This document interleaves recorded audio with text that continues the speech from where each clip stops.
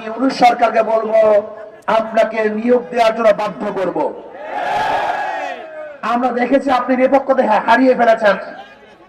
আমি বলবো ইউনূস সরকার সাহেব, আপনি নিরপেক্ষ নাই। আপনি নিরপেক্ষতা হারিয়ে ফেলেছেন।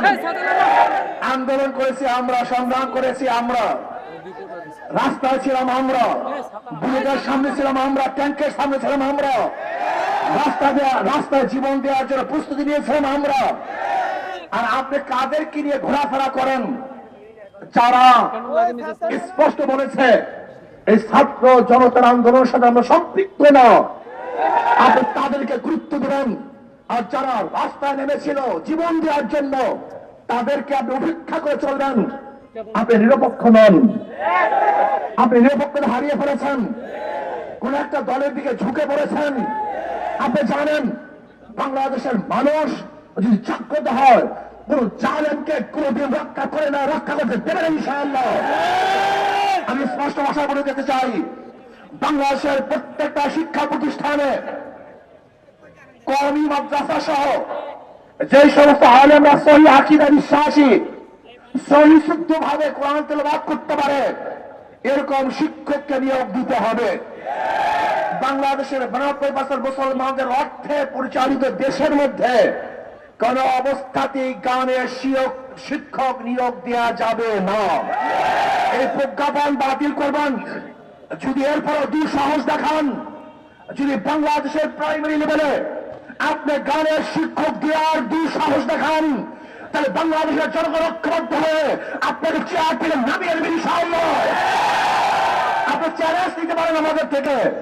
আমরা চ্যালেঞ্জ দিলাম, আজকে বাইতুল মুকাররমে যে সমস্ত মানুষগুলি নামাজ পড়েছে, আল্লাহকে সিজদা দিয়েছে, যদি আমরা এই বাইতুল মুকাররমের মানুষগুলি, মুসল্লিগুলি যদি ঐক্যবদ্ধভাবে আন্দোলন করি, তাহলে ইউনূস সাহেব আপনি একদিনও টিকতে পারবেন না।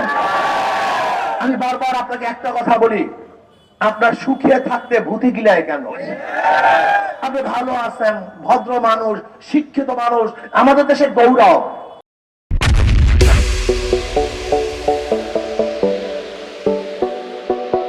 আপনি ভারতের এজেন্ডা পালন করবেন কেন? এই গান বাজনা ভারতের কৃষ্টি কালচার সংস্কৃতি, এটা বাংলাদেশের মানুষের সংস্কৃতি নয়, বরং এইটা আমাদের জন্য হারাম। অনেক গান বাদ্য আমাদের জন্য হারাম। কাজে কোন অবস্থাতেই জাতীয় ভাবে একটা হারাম কাজ চাপিয়ে দেবেন, এটা বাংলাদেশের তৌহিদি জনগণ সহ্য করবে না। দেশ 92% মুসলমানদের দেশ।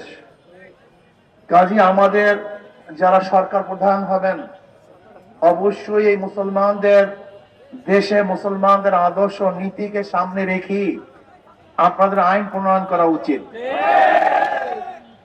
প্রত্যেকটা কাজ করা উচিত। কিন্তু দুঃখের বিষয় হলো এই 92% মুসলমানদের দেশে যারাই শাসক ছিল, তারা মুসলমানদের দিকে লক্ষ্য করে কোনো আইন প্রণয়ন করতে পারে নাই।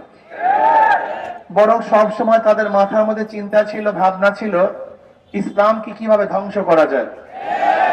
আজকে প্রত্যেকটা প্রাইমারি স্কুলে যে গানের শিক্ষক নিয়োগের প্রজ্ঞাপন জারি করা হয়েছে, এটা তো আওয়ামী লীগের এজেন্ডা ছিল, এটা তো আওয়ামী লীগ জারি করতে চেয়েছিল। আওয়ামী লীগ গানের শিক্ষক নিয়োগ দিবে, কিন্তু মুসলমান এবং উলামায়ে কেরামের আন্দোলনের কারণে দিতে পারে নাই। তাহলে আমরা কি দেখলাম? শেখ হাসিনা চলে গেছে, তার চেলা চামুন্ডারা এখানেই আছে। সেখানে শেখ হাসিনা চলে গেছে, তার আদর্শ নীতি বাস্তবায়নের জন্য তার দোসররা এখনো ঘাপটি মেরে বাংলাদেশের বিভিন্ন স্থানে বসে আছে। শেখ হাসিনা যে এই গানের শিক্ষক নিয়োগ দেওয়ার জন্য প্রজ্ঞাপন জারি করেছিল বা করতে পারে নাই, সেটা আপনি কেন করতেছেন? কার ইঙ্গিতে গানের শিক্ষক নিয়োগ দিবেন? এটা কি জাতীয় কোনো শিক্ষা? গান কি আমাদের বাংলাদেশের জাতীয় কোনো শিক্ষা? যদি গান বাংলাদেশের জাতীয় শিক্ষা না হয়, জাতীয় ভাবে সেটার শিক্ষা দেওয়ার জন্য প্রস্তুতি নিচ্ছেন কিভাবে? আমাদের ধর্মীয় শিক্ষা জাতীয় শিক্ষা, যেহেতু মুসলমানদের জন্য ধর্ম শিক্ষার ফরজ আইন। কোন মুসলমান ধর্মীয় শিক্ষায় শিক্ষিত না হলে সে মুসলমান হতেই পারবে না। কাজে জাতীয় শিক্ষা উচিত ধর্মীয় শিক্ষা। যদি কলেমা শিখতে না পারে, শুদ্ধভাবে বলতে না পারে, সেটা মুসলমান না। সূরা ফাতিহা সূরা যদি শুদ্ধভাবে পড়তে না পারে, তা তো নামাজই হবে না। এজন্য নবী আলাইহিস সালাতু ওয়াস সালাম বলেছেন, প্রত্যেকটা নর নারীর উপরে দ্বীনে ইলম শিক্ষা করা ফরজে আইন। কাজী 92% মুসলমানদের দেশে ফরজে আইন কিভাবে বাস্তবায়ন হবে, এটা সরকারের দায়িত্ব। এই দায়িত্ব সরকারকে পালন করতে হবে। কাজে প্রত্যেকটা ধর্মীয় প্রতিষ্ঠানে ধর্মীয় শিক্ষা, ইসলাম শিক্ষা দেওয়ার শিক্ষক নিয়োগ দিতে হবে।